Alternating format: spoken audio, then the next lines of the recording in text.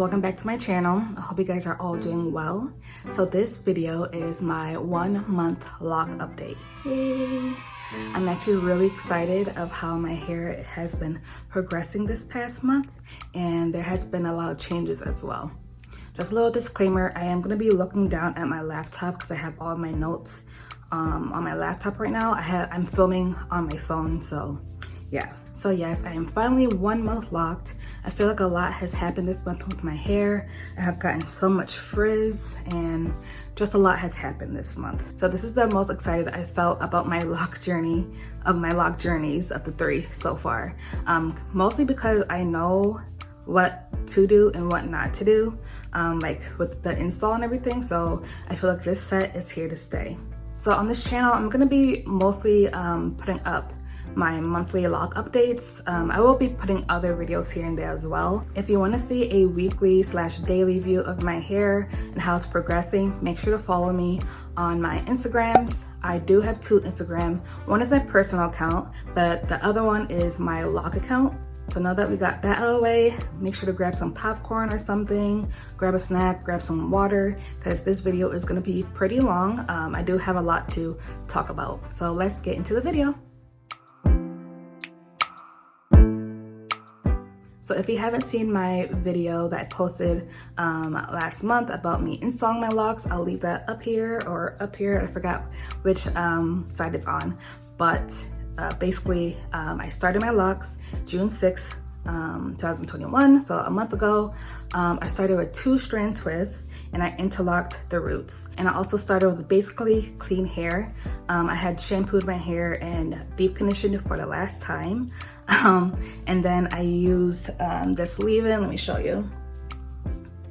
I had put this all over my hair when it was like wet, and then I just twisted my hair so I can dry a little. I didn't want my hair to be super wet, so my hair was kind of damp, but this was the only thing and water that I used to start my locs.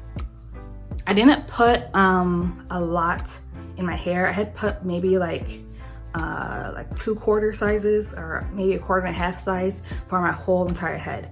I didn't want to put too much product in my hair because I know that leads to product buildup, but I did want to start with moisturized hair. So I didn't want to start with just water only because my hair does feel kind of dry with just water. So I made sure to use that leave-in.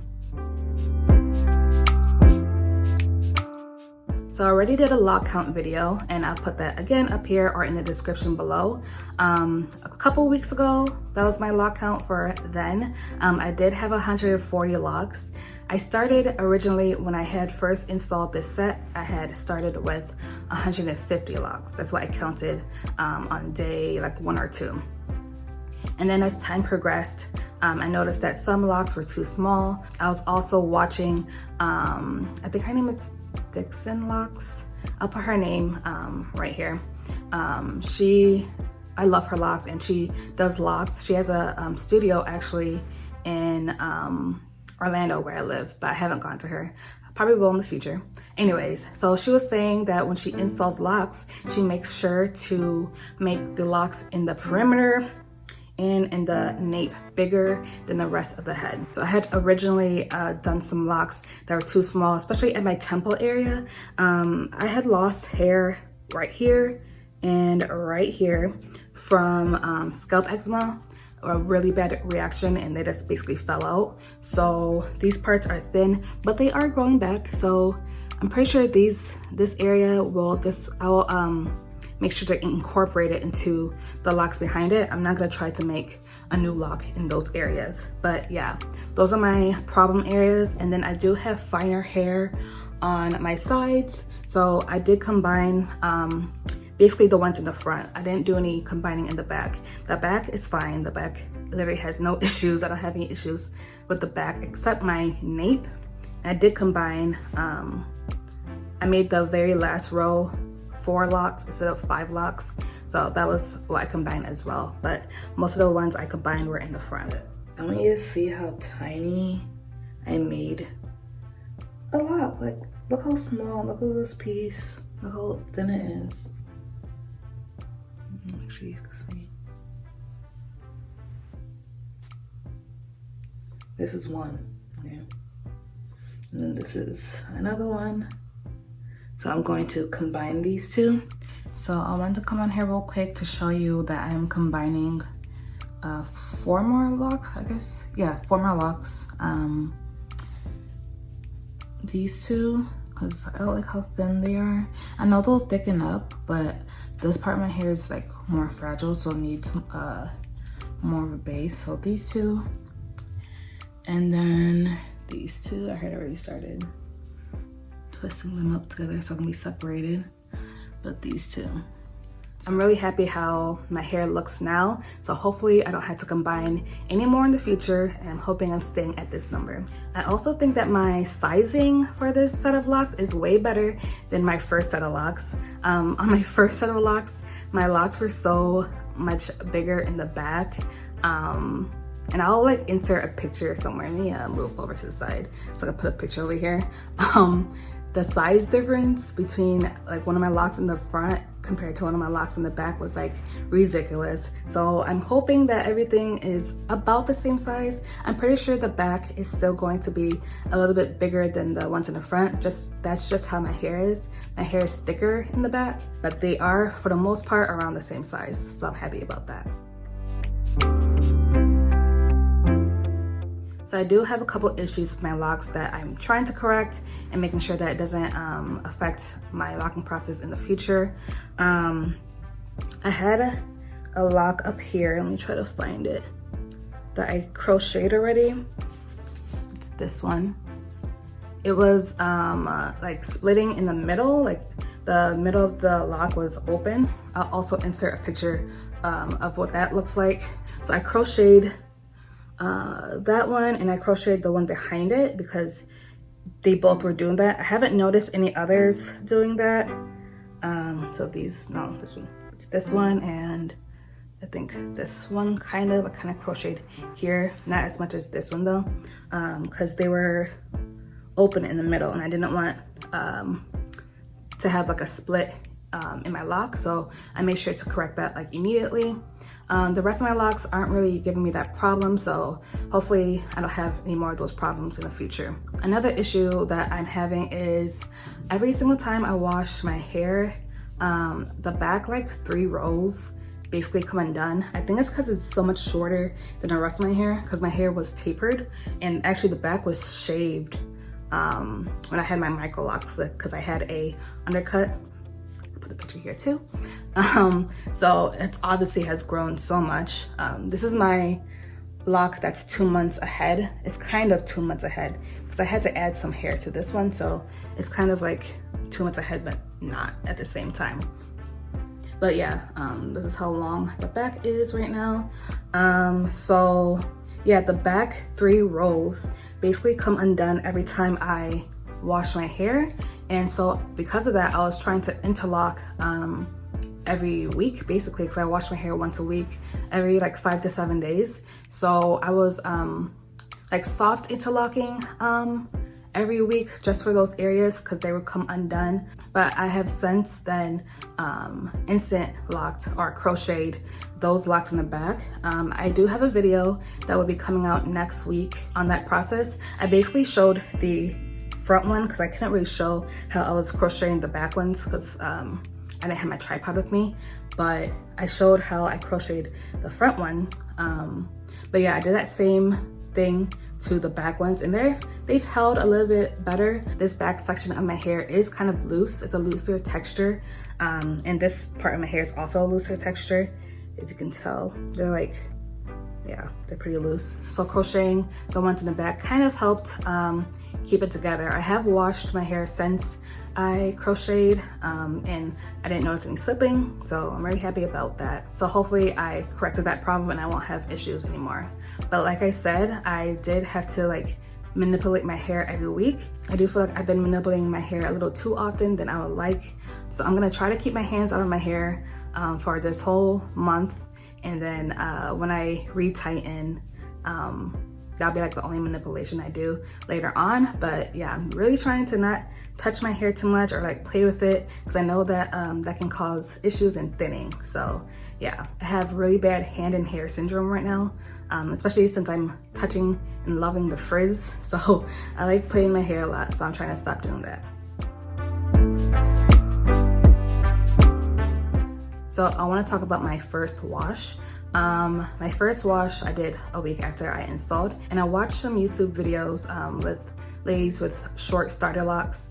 They said that using a stocking cap when you're washing hair can prevent unraveling, but that didn't even work for me. I was very irritated, and it felt weird to not be able to feel if all of my hair was completely clean or if all of my hair was completely rinsed out as well. So I only tried it once and I didn't really like it, so I might try it again just so the locks in the back, since they are kind of staying, I might do it again this next wash so that they can stay intact, but we'll see. I'll let you guys know.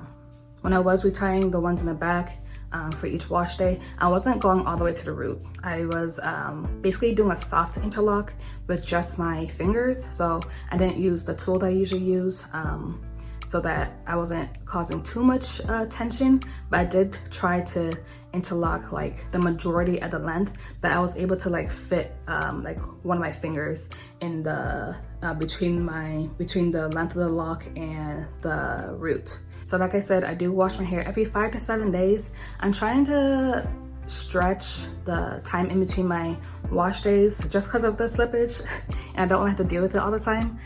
So I'm gonna try to stretch it every 7 to 10 days or every like 10 to 14 days. I'm gonna do it in increments. I'm gonna increase the time over time. So there's a product that I've heard in the loc community that is really good. It's by Talia Wajid.